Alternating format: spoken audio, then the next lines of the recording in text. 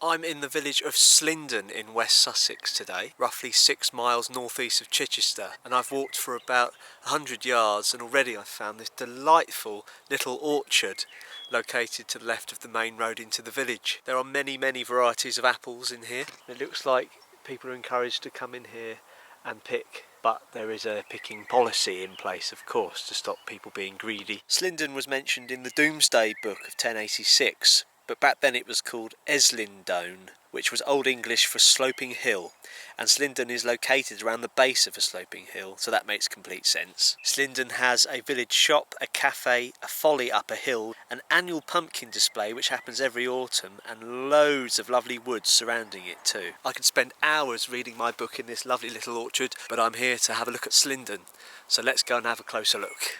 Though Slindon is a little spot, its fame has travelled far.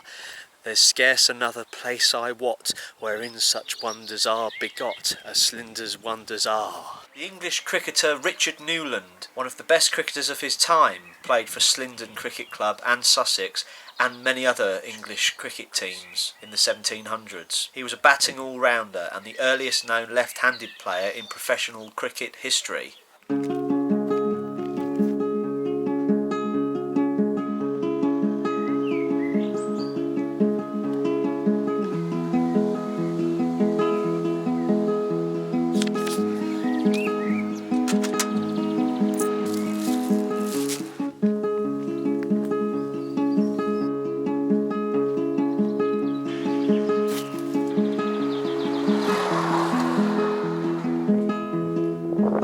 Slindon Pumpkins every October/November is locally renowned and has visitors from all around the world due to the fact that they grow so many pumpkins and place them into lovely shapes and lovely patterns, and it's quite a treat to go to, I must say. It's free entry, but you can buy pumpkins whilst you're there.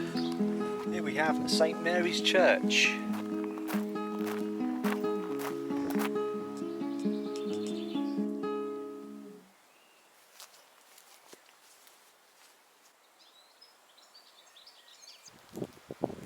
Thrillingly, in the churchyard of St Mary's Church in Slindon, they have a cork oak tree.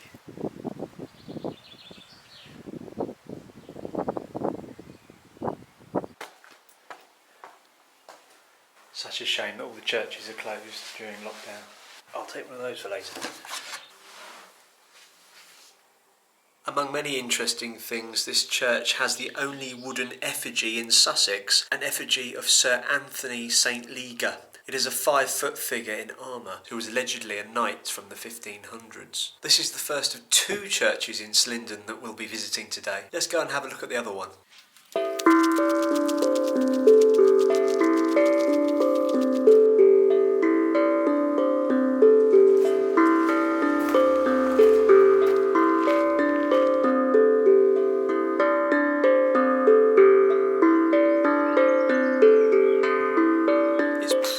Rare for a Sussex village to have its own Catholic church, but Slindon does, St Richard's, and I'm here now. And just around this corner is Our Lady. Needs a lick of paint, but she's doing well other than that. The independent day and boarding school Slindon College is behind me.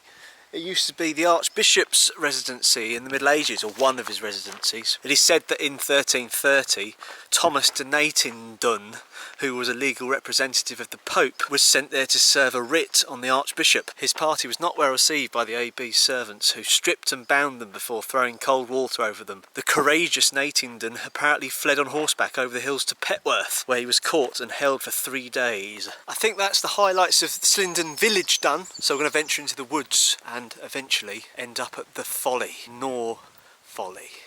Hello horse poo, hello blackbird. Oh look, it looks like someone's built an amazing fort out of logs here. I'd better get in there.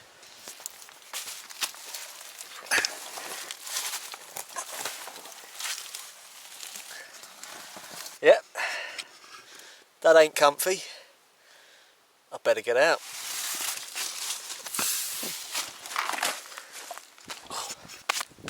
Right, let's carry on. Well, this place really isn't as spooky as some of the other places I've been recently, like Binstead Wood and Clapham Wood. Check those videos out in the description. But I'm told that the ghost of a riderless horse is said to have occasionally been seen cantering across the hills nearby. And horses owned by locals are said to have refused to pass some of the spots where the ghost was sometimes seen. Excuse me, hay fever. I can see the Folly over there. This is not the Folly. This is a rather nice barn that's being renovated slowly. Okay, egregiously, I've just realised I've taken the wrong route. So I'm now going back on myself to circle round to the right route to get up to North Folly. Bear with.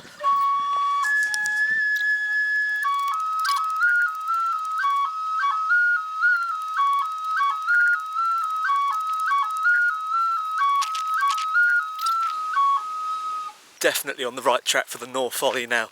Just asked a nice lady for directions. She said, go through the gate and then it's pretty obvious.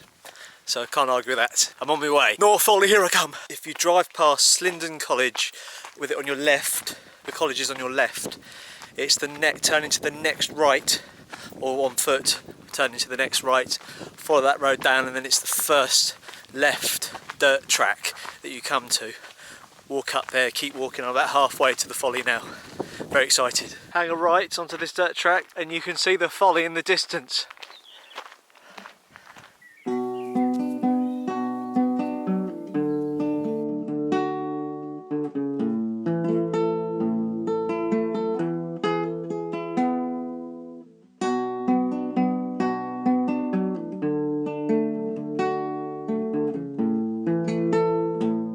North Folly, where I am now, about half a mile from Slindon village, is the subject of speculation regarding its origin. Some say that a local bricklayer called Samuel Refoy was asked by the Countess of Newbury to build her a copy of an arch shown in a postcard she'd received from Italy. She was so pleased with the finished product that Mr. Refoy was made the estate bricklayer at Slindon House, which I believe is now Slindon College. The Folly is designed to be a gateway to nowhere.